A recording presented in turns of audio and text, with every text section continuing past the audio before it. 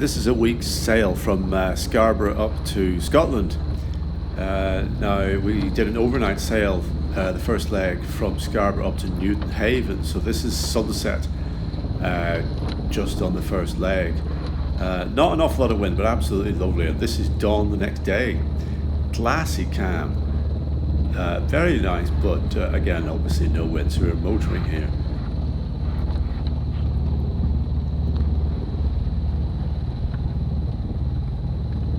A 90-mile leg.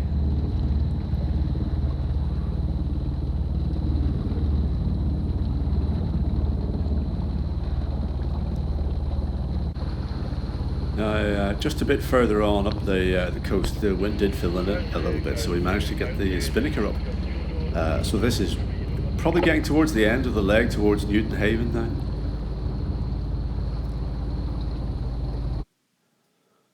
And that's us just approaching Newton Haven, Anchorage now. Again, in very good conditions. It is quite a narrow channel with some rocks on each side, but easy to spot once you're at the waypoint.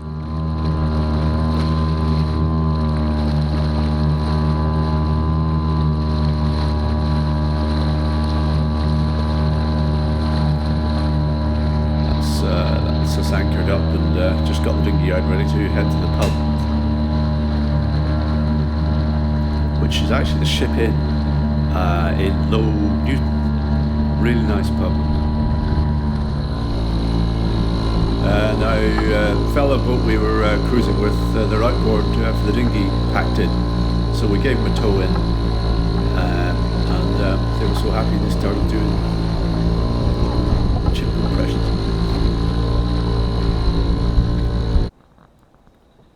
And that's the Anchorage in Newton Haven.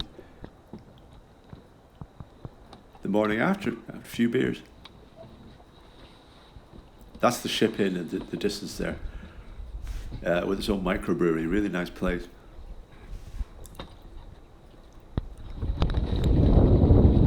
So the next leg is through Inner Farne Sound, so we're heading up towards Berwick here. Quite a lot of tidal strength here. Now, earlier on in that earlier clip, the sea was quite calm, but as we approached Inner Farne Sound, it doesn't look like they're moving very fast, but we're being belted along by the tide here with a little bit of adverse wind, so it's kicking up some conditions. So just on the approach and through, and that's Banbury Castle.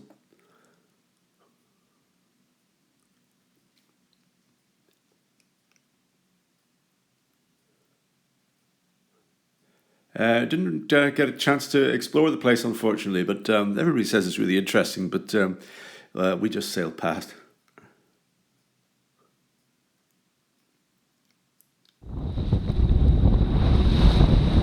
Now, this isn't too far from Holy Island. There are a couple of buoys, navigation markers that you do need to be aware of and keep on the right side of, but it's reasonably straightforward, and especially in good visibility like this. It's just because the tide was so strong, it was kicking up a little bit of a swell. Nothing to be concerned about.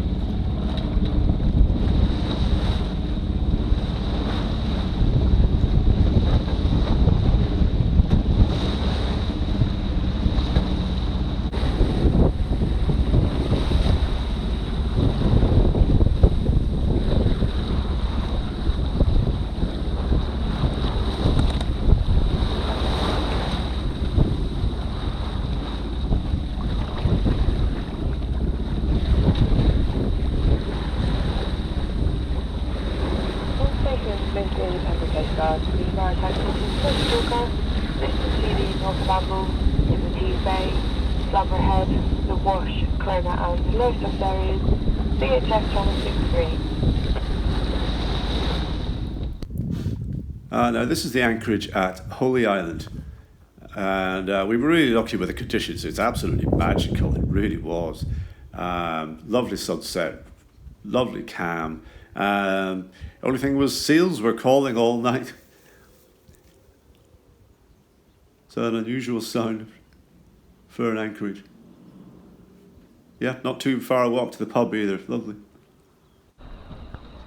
And this is Einmath Harbour the next day. Now that's Pisces, our companion boat that we were sailing with, rafted up to us just on the visitor pontoon at Einmath. Really helpful harbour master, really nice guy. Just had us sorted, and we got in just enough time to get to Curry House and a few pints.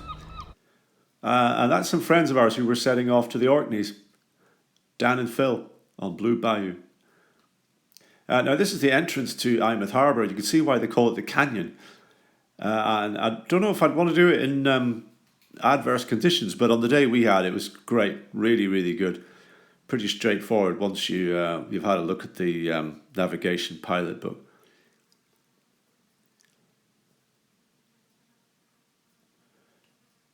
Yeah, they've got some seals in there that I think they feed them regularly, so the seals just stay there, and they're just I think on the show for the tourists, really.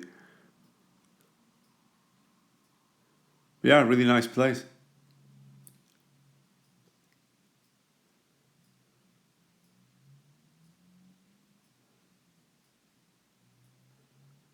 And that's another view. You can just see out the far side of the little promontory that before the harbour entrance.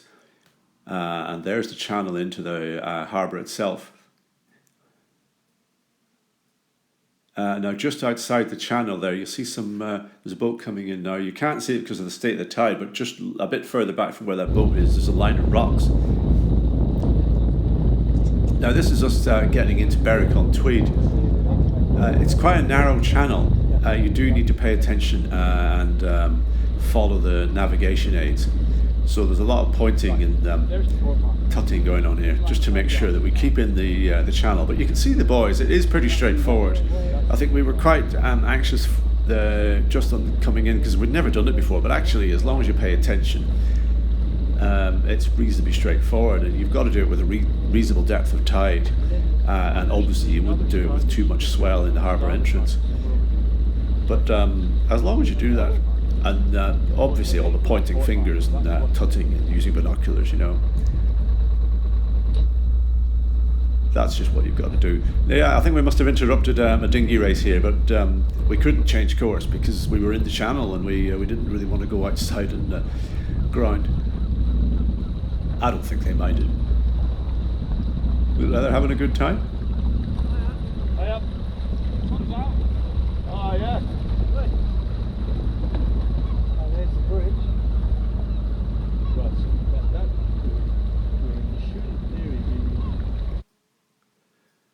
No, that's another view of Berwick.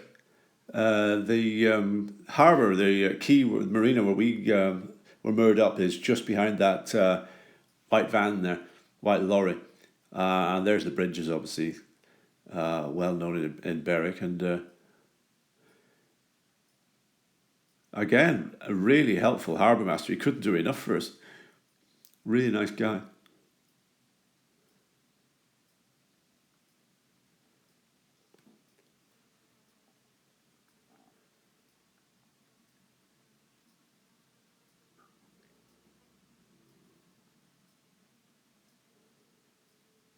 Yeah, you can just see the sandbar heading out to sea there. Now, obviously, this is fairly high tide, but it can be quite intimidating looking at lower states of tide because all you see is an unbroken line of surf.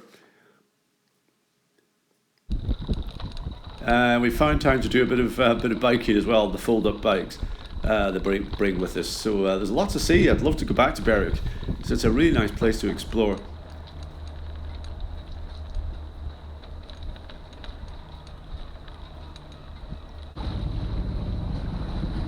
Now this was actually just out of Einmath, and pod of dolphins. There must have been 15 or 20 of them just accompanied us for it must have been about an hour or two.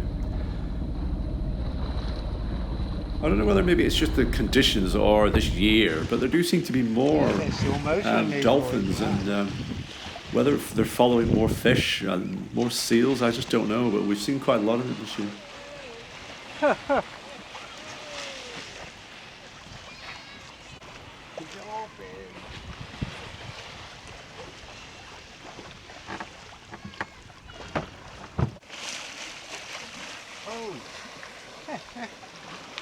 Hello. Hey, fellas. Yeah. Curious, you know.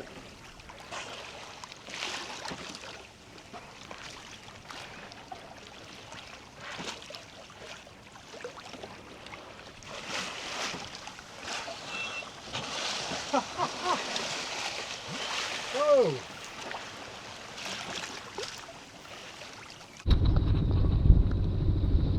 Now, that's us heading out of the channel of Einmath. So if you're ever heading up that way, that's what it looks like. Now, the only thing about it is you've got to be careful getting in or out because the tide sets across the channel, which, if you're not careful, will put you onto the rocks that you'll see just in a minute off to the right-hand side here, the Hercors. Now, there is a cardinal mark there that you need to identify and go in on a leading angle. But you've got to keep looking behind you because you can be swept down by the tide, and if you're swept down in bad conditions, you're not actually that far away from these rocks. We were pretty close to them on the way in. And in good conditions, it's fair enough, you know, but you wouldn't want to do that with any kind of swell. Limited visibility, there they are. To give them a good bit of distance. What's the waypoint? Yeah. Say what's Now, this was as far up as we got on this trip, which is St. Abb's Head. So just before Torness Power Station, we had a great view of Bass Rock and the Isle of May Lighthouse further up in the Firth of Forth. So it's about as far as you can go before you turn west to go to Edinburgh. But that's pretty much all we had time for, and that's as far as we got. But it was we were really happy to get that far. It was really, really spectacular headland.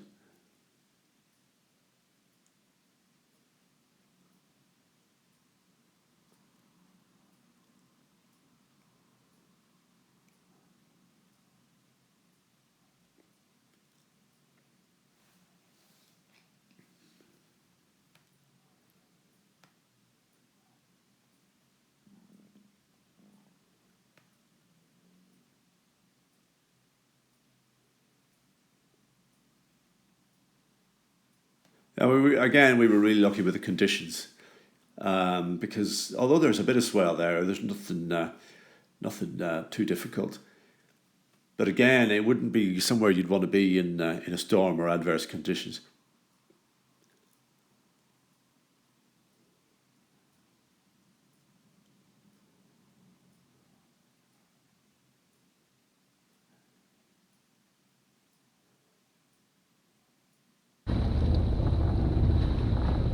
Now that's us leaving Einmath again, just a view back. Now, moving swiftly on, we're a bit further down the coast here. This is coming out of Tynemouth. Now, we had a call on the radio from Tyne, the VTS, Vessel Traffic Controllers, basically. And there's quite a lot of fog here. It's not obvious on this shot, but this thing just came out of the mist. And luckily, they'd pre-warned us, so we were able to stay far off to one side of the channel, which is the River Tyne.